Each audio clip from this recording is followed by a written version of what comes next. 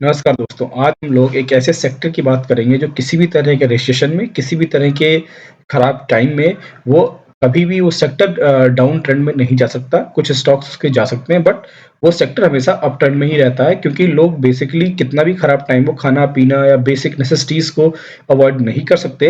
ये हम उस उसी सेक्टर के एक की बहुत ही बड़े स्टॉक ब्रिटानिया की बात कर रहे हैं। सेक्टर नेम जैसा आप लोग समझ गए होंगे एफएमसीजी है और स्टॉक का नेम ब्रिटानिया है। आज हम इसकी डिटेल चर्चा करेंगे, फंडामेंटल थोड़ा-सा चेक करेंगे और फिर टेक्निकल देखेंगे ये स्टॉक अभी क्या कर रहा है, फ्यूचर में क्या कर सकता है, ठीक है? तो सबसे पहले जो इस स्टॉक के बारे में थोड़ा-सा मैं बता दूँ, इस एफएमसीजी सेक्टर में एक बहुत बड़ा प्रेजेंस रखता है, one of the biggest player है, ठीक है? और काफ़ी इसके लगभग-लगभग हर सेगमेंट में इसके पास बहुत ही अच्छे प्रोडक्ट हैं और नए-नए सेगमेंट से ये धीरे-धीरे उसमें एंट्री भी कर रहा है जहाँ इसके जो अदर एफएमसीजी ब्रांड्स हैं, जहाँ इसकी प्रेजेंस नहीं है, वहाँ भी एंट्री लेने का ये ट्राई कर रहा है और अच्छा कर रहा है। जैसे बिस्किट सेगमेंट में बहुत ही अच्छा कर रहा है, इसने नए-नए ब्रांड्स निकाले हैं और वो ब्रांड्स इस तरह से हैं कि उन्होंने अपना एक अलग प्रेजेंस क्रिएट कर लिया है। उसको अदर जो एफएमसीजी प्लेयर्स हैं, वो भी कॉपी करने का प्रयास कर रहे हैं बट वो कर नहीं पा रहे हैं। तो इस तरह की चीज़ें हैं कि अपने उस पूरे सेगमेंट के कुछ पूरे सेक्टर के कुछ-कुछ सेगमेंट को डोमिनेट भी कर रहा है और नए सेगमेंट्स में वो एंट्री लेने का भी प्रयास कर रहा है और काफ़ी अच्छा स्टॉक है।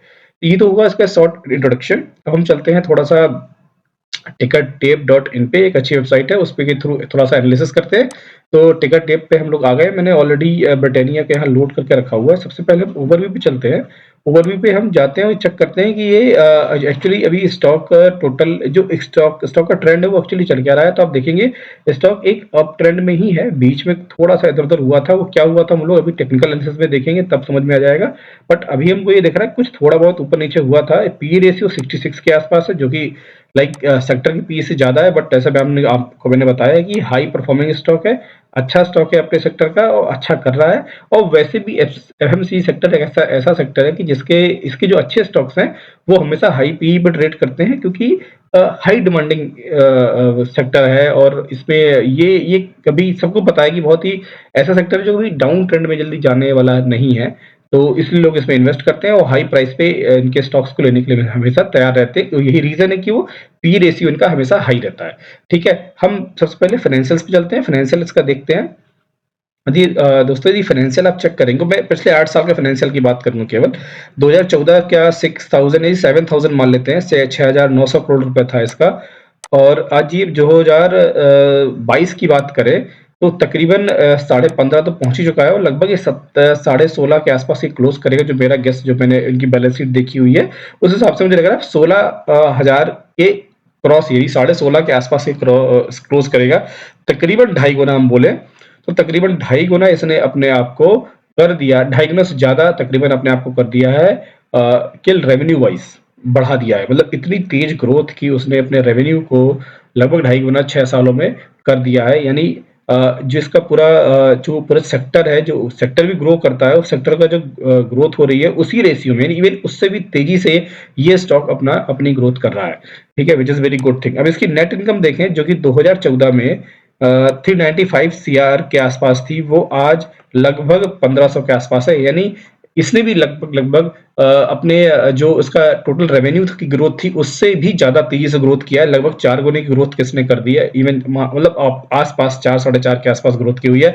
तो व्हिच इज़ लाइक 17 से 18% हम बोलेंगे रिटर्न लाइक इनकम मतलब ग्रोथ नॉट रिटर्न ग्रोथ हुआ है व्हिच इज़ वेरी ह्यूज। तो ये सब चीज़ें दिखाती हैं कि फंडामेंटली ये स्टॉक बहुत ही स्ट्रॉन्ग है। और यदि इसकी होल्डिंग्स पे हम जाएँगे तो हम पाएँगे कि भाई इसमें बड़े-बड़े म्यूचुअल फंड्स ने, बड़े-बड़े फंड मैनेजर्स ने इसमें अपना बड़ा अमाउंट इंजेक्ट करके रखा हुआ है। एक बहुत बड़ा ट्रस्ट उनका इस स्टॉक पे बना हुआ है।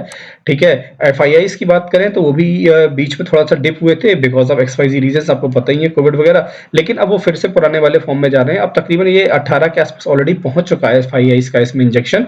तो ये भी दिखा रहा है ऑलरेडी ये एफआईआईज़ में बहुत हाई रेशियो है एफआईआईज़ का 18 से 19% पहले से ही थे। ठीक है, बीच में थोड़ा-सा होता है ना एफआईआई बीच में बुकिंग कर लेते हैं, बीच में उन्होंने देखा था कुछ एफआईआईज़ इंडियन मार्केट से बाहर निकले थे, लेकिन उस दौरान थोड़ा-सा डिप इसमें आया, बहुत ज़्यादा नहीं आया, ठीक है? लेकिन अब वो फिर से वापस लौटना शुरू कर चुके हैं। तो ये सब चीज़ें दिखाती हैं कि ये स्टॉक फ्यूचर वाइज़ काफ़ी अच्छा है और काफ़ी अच्छा लाइक इसके आगे जाने की उम्मीद है। क्योंकि एफआईआईज़ जब आते हैं तो बहुत ही फ्यूचर ग्रोथ के हिसाब से आते हैं, वो किसी शॉर्ट टर्म टारगेट के बेस पे नहीं आते हैं। ठीक है? अब ये तो हुआ सारा कुछ हमारी एक तरह से फंडामेंटल डिस्कशन हुआ, फंडामेंटल एनालिसिस हुई और फंडामेंटली ये स्टॉक हमको अच्छा दिख रहा है और ये अच्छा कर रहा है। अब हम चलते हैं इस पे एक्चुअली इसके गाइड पे ज़ीरोधा के प्लेटफ़ॉर्म पे, वहाँ पे इसकी टेक्निकल एनालिसिस करते हैं और करने का प्रयास करते हैं कि देखिए एक स्टॉक टेक्निकली एक्चुअली कर क्या रहा है।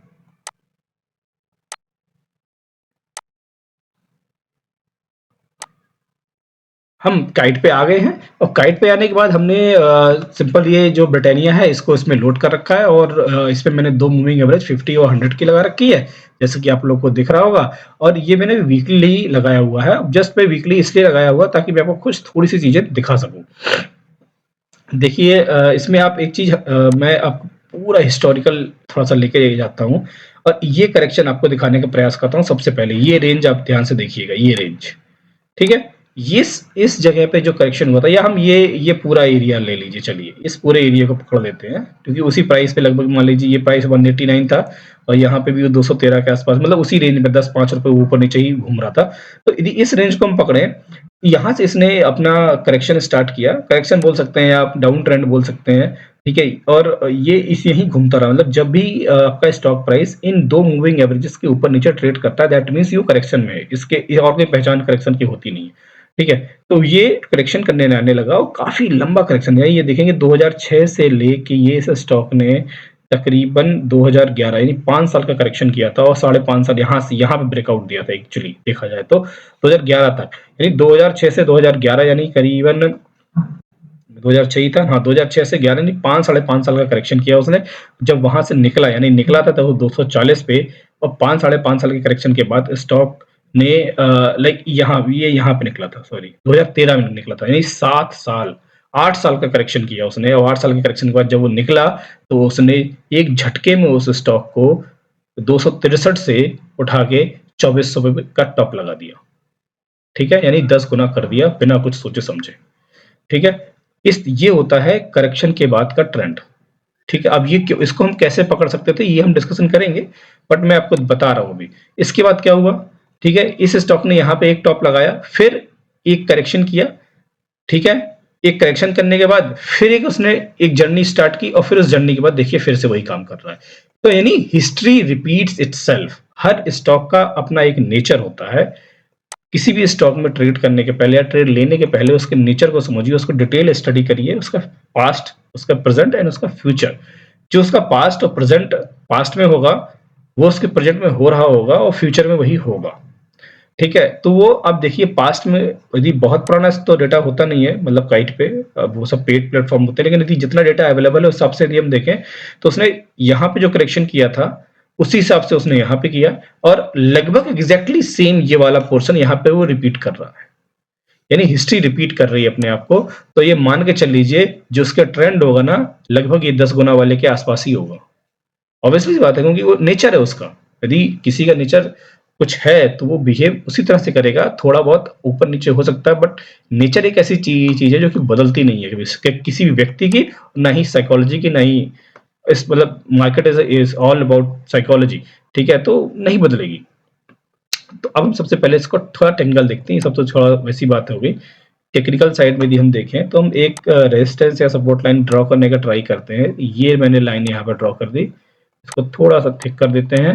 अब इस लाइन पे आप देखेंगे कि इस प्राइस रेंज में थोड़ा ऊपर नीचे आप कर सकते हैं, इस प्राइस रेंज में इस स्टॉक ने काफी रेजिस्टेंस लिया, सब रेजिस्टेंस लेता रहा लगातार। देखिए यहाँ ब्रेक किया है, जब ब्रेक किया बहुत ह्यूज वॉल्यूम से किया, ठीक है? ऊपर गया और फिर इसी लाइन पे, इससे ऊपर इस एरिया से बाहर नहीं गया, इसी लाइन पे इसी प्राइस रेंज पे वो सपोर्ट लेना स्टार्ट कर दिया।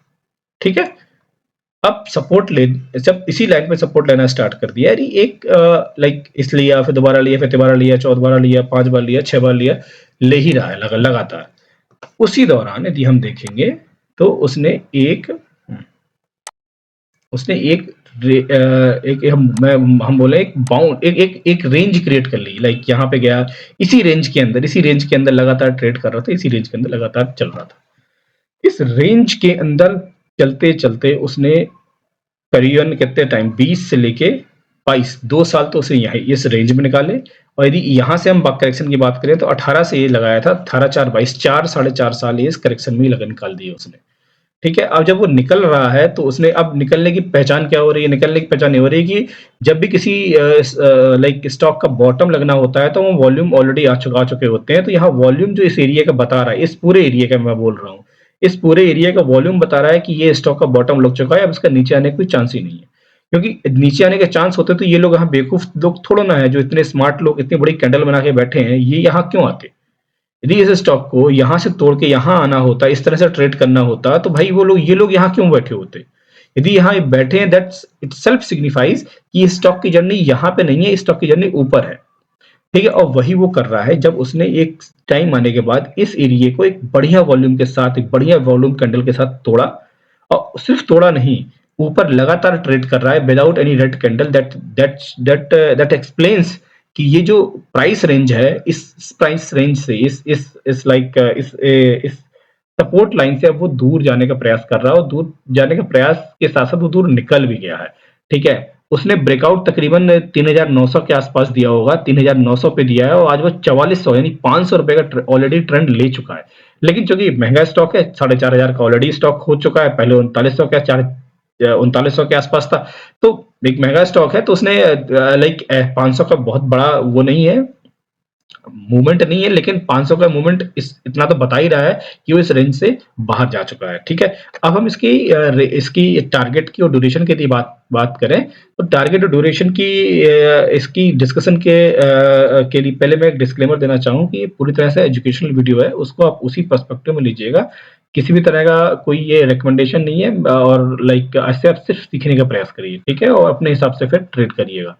तो आप सबसे पहले यदि मैं टारगेट की बात करूं, तो ये इस स्टॉक ने तकरीबन आपको 3900, ये लाइन में जो मैंने अभी खींची हुई थी, सॉरी, तो मैं उसको मैंने हटा दी। इस लाइन की हम बात करें तो 3900 के आसपास ने अपने आप को ब्रेकआउट दिया हुआ है। ठीक है, बहुत ही अच्छा ब्रेकआउट दिया है, और यदि इस रेंज को हम पूरा मान लें, यदि यहाँ से निकला हुआ है, तो तकरीबन मुझे जो लग रहा है कि यहाँ से 5 लाइक 6000 के आसपास का जो एक टारगेट है, वो पहला टारगेट इसका है, वो बहुत क्विकली अचीव कर सकता है ये।